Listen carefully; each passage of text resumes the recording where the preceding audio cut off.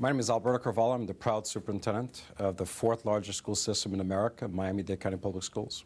Usually begins before 5 a.m. It ends well past 10 p.m.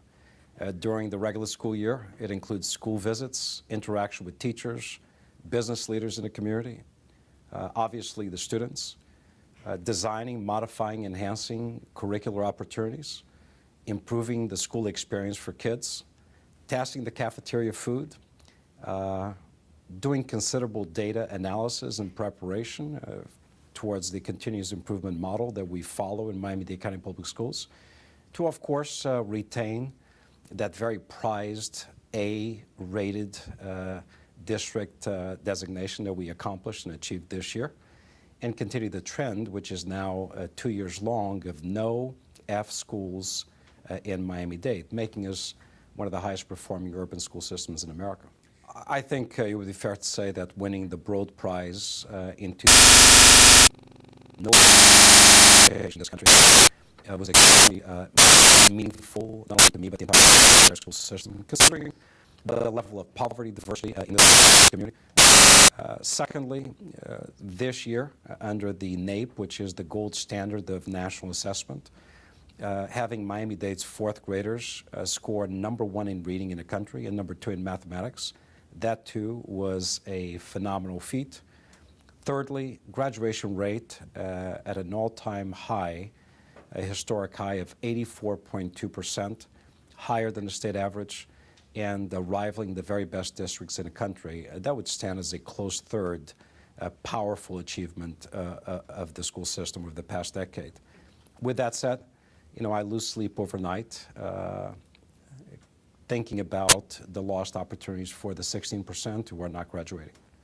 I concern myself and work towards meeting the requirements of our community's workforce, ensuring that we are preparing young men and women for post-secondary opportunities that eventually will lead to gainful employment in the 7 key industries identified by the Beacon Council, by the Chambers of Commerce, through the One Community, One Goal study. So ensuring that our boys and girls of today will become tomorrow's highly skilled workforce is the work left to be done.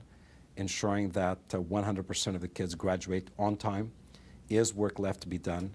And ensure that we reach the gap, the earning gap in our community, and the achievement gap. All those are critical elements of work that need to still be tackled.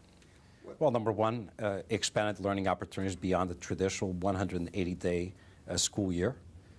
Secondly, enhanced funding from Tallahassee, bringing Miami-Dade County Public Schools at the very least to the state average in per pupil funding statewide. Right now, we do not.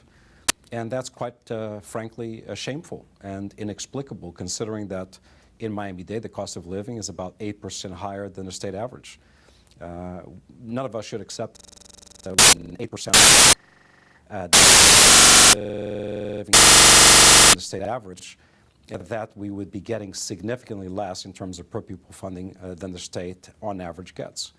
There are a number of additional policies. The federal government could do more at this point in terms of recognizing districts that are on their moving the needle of student achievement, recognize them, reward them, liberalizing to a certain extent the ways by which we can compensate highly performing teachers in a classroom, and of course accelerate equity environments for schools across the district. And last, but maybe most importantly, stricter, greater connections between the business community through internships, on-the-job training opportunities, work advisory boards, and the schools.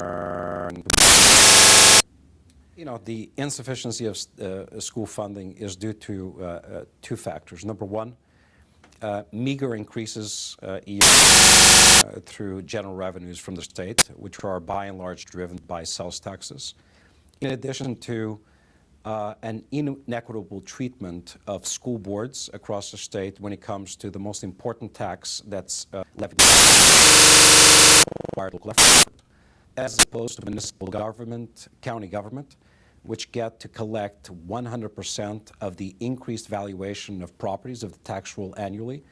The school tax for public education in the state of Florida is reduced annually on the basis of the rollback rate. That's unfair. It puts teachers in an unequal position compared to firefighters, police officers, and other county or city employees. So I think those two factors, the meager increases from the state towards the general fund needs of public education, in addition to an artificially regulated local property tax levied for education. It's very interesting that as the nation contemplates and is dealing with the teacher shortage, particularly in certain key areas like special needs, math and science, English and language arts, even counseling now, we have not reached the crisis point in Miami-Dade. I think Miami-Dade continues to be a place, particularly now, considering the level of performance of our school system, a place where people want to come and work, come and teach.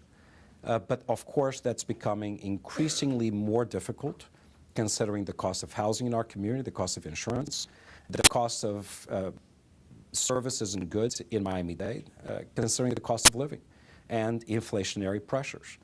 So even though it is difficult, we have not reached a crisis level. In fact, this school year, we will open our doors with better staffing levels than last year or the year before, which is counterintuitive considering the teacher shortage trends that are observed across the country. We began part of our work about a couple of years ago through an RFP that we put on the street to consider different options that would provide, number one, an opportunity for us to relocate from this very old and not so attractive building, for us to be part of another much larger structure but not be the only tenants, saving millions of dollars annually in operational costs and maintenance. Secondly, being a good partner, providing long-term parking solutions for the downtown area, including the Arch Center, but the surrounding community as well. And thirdly, being able to monetize on the roughly 10 acres of land that we would be abandoning here. So we are well on our way. We have selected through the RFP process one business entity in partnership with the Arch Center as well as the county. And I believe that in the coming months, we'll be able to announce a final agreement that will begin the process of relocating our own presence here in the downtown. Secondly, delivering parking availability for the Arch and the downtown community. And thirdly, and this is important to me, embracing a significant business deal that will monetize the roughly 10 acres of very much sought after downtown property.